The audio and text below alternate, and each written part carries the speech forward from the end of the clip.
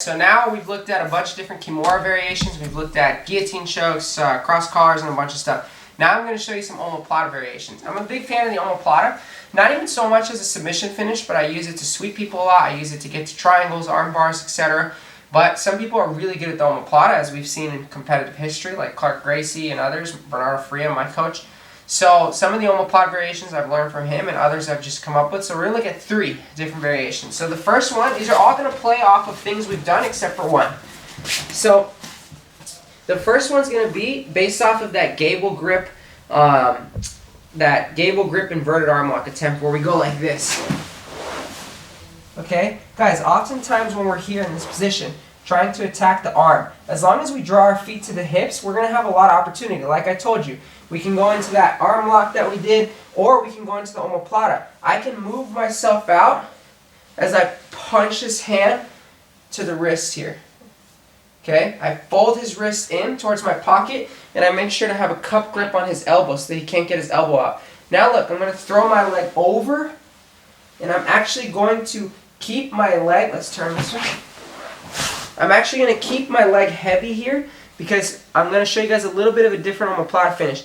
Right here I'm going to start to come up and I'm going to extend my right leg and I'm putting weighted pressure on my knee like this and I can get the finish here. Because it's low risk, I always like to say I marinate the guy. I try to finish them here by extending my leg, guys. I'm extending my leg. If it doesn't work, guess what? We start to go into traditional Omoplata. I'm not risking too much by doing that, right? So again, we're in the half butterfly, right? We attack the inverted arm lock, try to go for it. We're not able to. Switch, come through, go for the Omoplata. Try to finish him here by sitting up and extending. If I get the finish, beautiful. If not, I start to come for the traditional Omoplata position.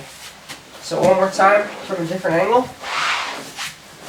So predicated on the Gable grip. So again, guys, I come through, boom, I scoop. Extend him, draw the left leg out. Guys, the transition is important. I have his arm, but I feel like he's going to get it out. So I swim in, and I bring it here. Okay? Whether I swim in and grab his wrist, or whether I just swim in and just bring his arm into my armpit, it doesn't matter. But notice that the whole time my left hand is cupping the elbow so he can't get out. I don't want him to get his elbow away. Now that I'm here, my leg is free. It's very mobile. I bring the left leg through, lock here. I can sit up as I extend. Guys, I'm sitting up and pushing his wrist up as I push down with this, and I finish the Omoplata here a lot. Okay, if that doesn't work, we sit up into the traditional Omoplata finish. So that's our first variation. One more time. We're here, the Gable grip, we extend, swim, and then throw over. Okay, now, let's look at another variation. Let's switch sides. So now we're going to play off of the Kimura grip. If you notice, we're building off of the positions that we are somewhat familiar with. So now I'm going to get the Kimura grip. Okay, I'm going to bring this knee in, through like we did in the last technique, and to here. Okay, I come to the hip. Now look what I'm going to do, guys. I'm going to extend my back as I draw my right leg out. Simultaneously as I draw my right leg out, I let go of the Kimura grip. But I keep his elbow. I'm kind of in like a monoplata position where sometimes you can finish a monoplata. But I'm going to switch here, bring that leg over. I can try to finish here or sit up into the traditional Omoplata. So again, guys, we're here. We get the Kimura grip, right? We're trying to finish here. We bring our knee in, through.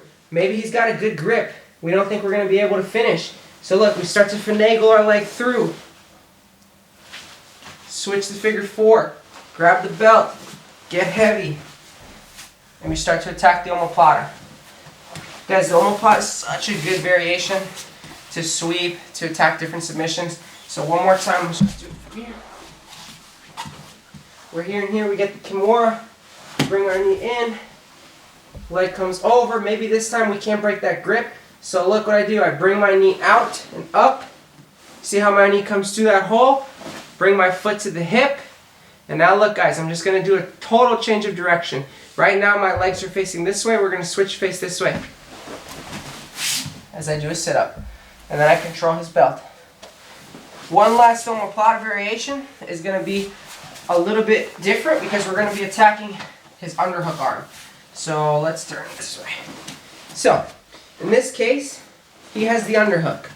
Okay? We have the half butterfly and we're keeping him away. We're going to maintain our overhook control. It's very important here, guys, that I cup his bicep. Guys, anytime he has the underhook, a low underhook like this, so not a high underhook, and he's kind of backing off a little bit, I can start to attack the omoplata. Why? Because he's kind of off to the side, so I can isolate this arm easily. So my right leg is going to draw to his hip. Okay? And now look, my left leg is just going to pummel out. We'll change the angle in a second. And guys, I'm just going to do a full change of direction again. My feet are facing this way. I'm going to change and my feet are going to be facing this way. Some of you might ask, do you have a triangle opportunity? Potentially. Potentially. But guys are pretty privy to triangles. And oftentimes in defending the triangle, they forget about the omoplata. So if I feel like he's going to defend the triangle by clamping here, that's fine. I come through, lock the omoplata. Sit up, and start to attack. So one more time. We're here in this position. We get the overhook. We have the half butterfly. We draw out, right? If we want, remember that knee push that we learned in the sweeps? Great variation to knee push and get the omoplata quick. Extend, come through, sit up, and start to attack the omoplata. So let's look at it from a different angle. So we're here, guys. He's got a low underhook, right? His pressure's low. Good. He's pressuring with his head instead of his cross face. That's fine, guys. We draw the right leg out. Okay? Pummel. Pummel. Come out. I extend him a little.